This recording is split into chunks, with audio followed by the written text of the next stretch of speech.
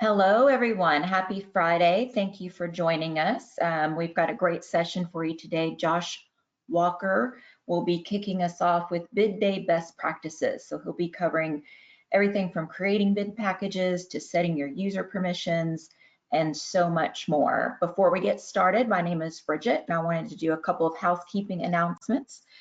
For those of you with us, if you have any questions throughout the presentation, please use the question box in your GoToWebinar panel to submit those, and we'll try to get to as many as possible before the end of our time together. Again, please use the question panel to submit any questions you may have. And before we get started, wanted to talk to you a little bit about Precon World, which is coming up in October. So we've got a fantastic lineup of speakers, great small group sessions and breakouts just covering pre-construction innovation as a whole. Would love you guys to attend. So we've got a special offer for those on the webinar today. BT Webinar 2024 is the promotion code you'd use. So you can go to becktechnology.com and drop down the company tab. You'll see Precon World there. Register with this code and you'll get 20% off. So we hope you can join us in Arlington, Texas, coming up October 16th and 17th. So with that, Josh, I will kick it over to you to get started. Thank you, Bridget. Good morning, everyone, and thank y'all for joining us this morning. So what we're going to go over today is we'll go over best practices that will set us up for success in bid day. If any of you are new to the product, this is Destiny Estimator. So this is our estimating solution. What we're going to do, we'll start here and we'll quickly switch over to bid day to do our bid leveling. So today we're going to go through 7 key best practices that will set us up for success in bid day. So the first one is when we're inside of Estimator, that's where we see the vast majority of our clients create their projects. We want to ensure that we have a WBS property for our bid packages or for our trade packages or leveling sheets, however you refer to them. For a quick refresher, WBS properties are just a column of data. So over on the right, we have that bid package column. It's also how we're filtering our estimate. So the goal of that is to allow us to be able to group different divisions together or set our estimate up in a way that we can easily level bids from how we expect to receive them from our trade partners. The way that we'll do that is we'll select the Create Project button. That will do is it will pop up our wizard, which will allow us to push our project to bid day. Here, we can see that we'll have the ability to select any of those WBS properties. So whatever you choose to name that, you'll be able to select. We'll have those properties available to us over on the left-hand side. So see all our unique values. These will become our leveling sheets inside of bid day. We'll also have our bid packages from bid day, and we'll cover those here in just a second. So as we select Create Project, what that will do for us is inside of bid day. So this is Destiny Bid Day. This is where we will level our bids and we'll be able to pull those back into Estimator. What that will do for us is now in our bid day project, let me get signed back in here.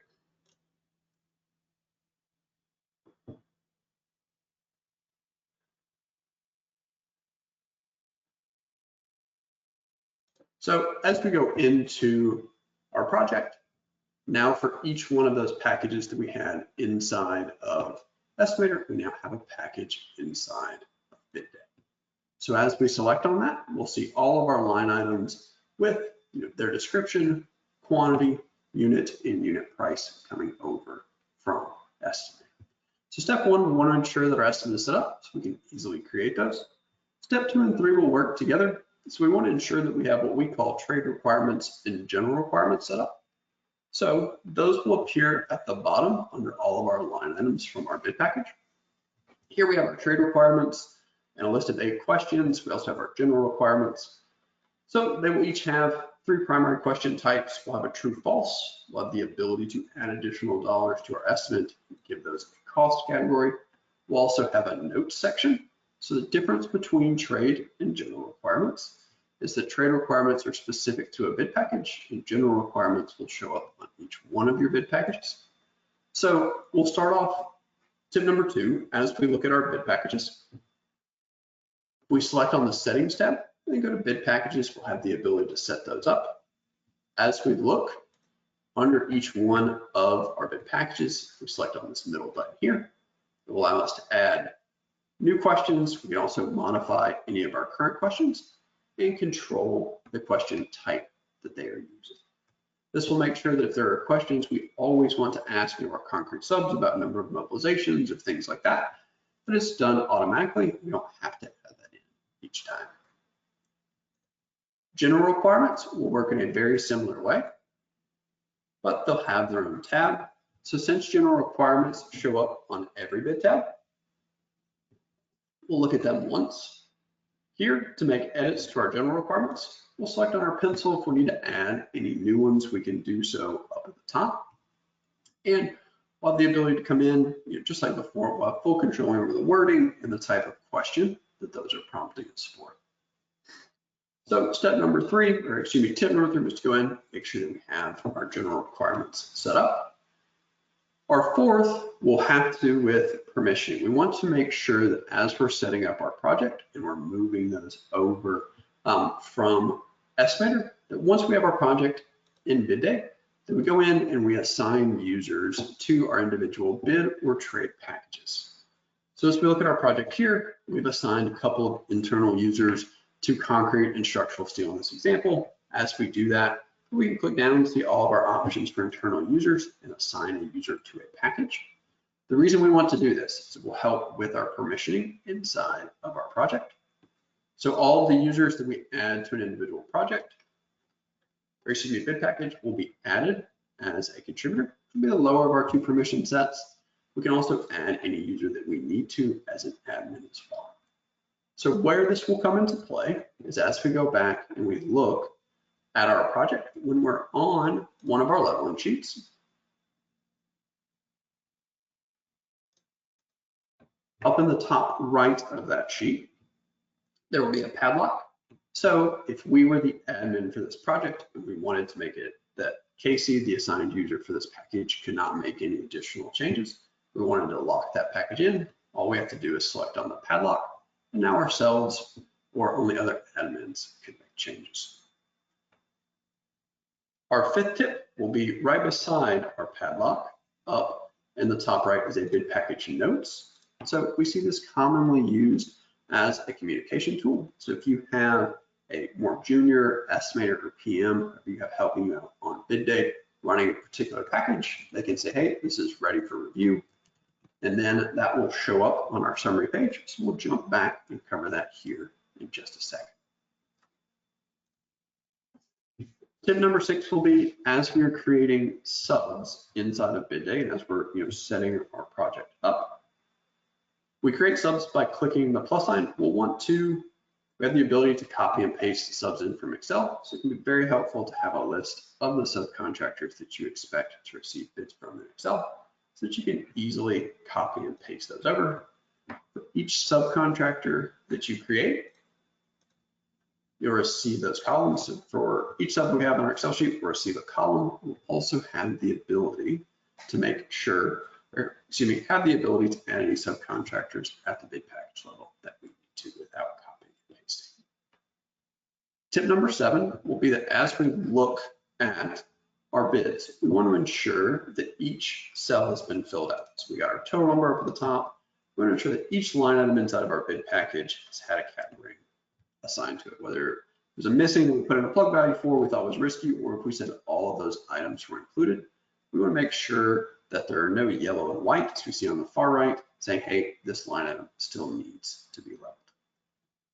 So as we think back to tip number 5, our notes in the top right of our bid package, as we go to our summary sheet, where that information will be available to us, is over on our top right, or excuse me, on the far right, one of our optional columns is the ability to see those notes. So you can see those per package. And kind of a final tip will be that you can be in a particular bid multiple times. So if we're running a project together, you can be up, have a full bid day on one screen. And if you were the bid lead for that project, you can always open that tab or that bid package on a separate tab that you could drag over to your laptop and level that there. Bridget, those are the things that I plan to cover today. Are there any questions that I can answer? Well, Josh, you must have been a great job because I don't see any yet. Anyone have any questions? Please put them in the question panel and we'll take a couple of moments here.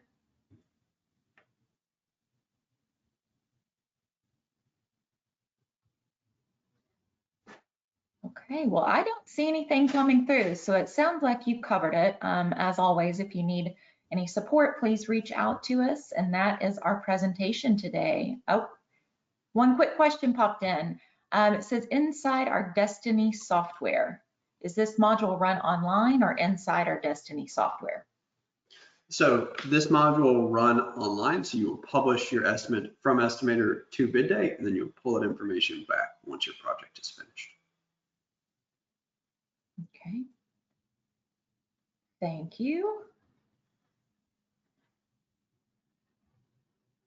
Okay, well, that's all I'm seeing. So we appreciate you joining us today. The recording will be sent out. Oh, good. We've got more questions. Sorry about that. Are you able to make changes to an estimate and push bid day more than once? So bid day, you can push once per version. So there is a save as feature inside of Estimator to where you can go from your conceptual to design development to GMP. So you can push once there. Once you have pushed for the version, you'd want to make those changes inside of bid day. And then you'd have when you pull that project back from bid day, Estimator will automatically create any of the line items that you created inside of bid day. Thank you, Josh. And Michael's asking, can you show us how it pulls back in? Sure. To make you do that step again. So one last step that I didn't make there as we were going through, as we go to pull back in, what you'll want to ensure is that you have selected a subcontractor. So to select a subcontractor, what you'll do is you will select on them. You'll say, hey, this is the sub that we want to carry. So all we have to do is select on their name.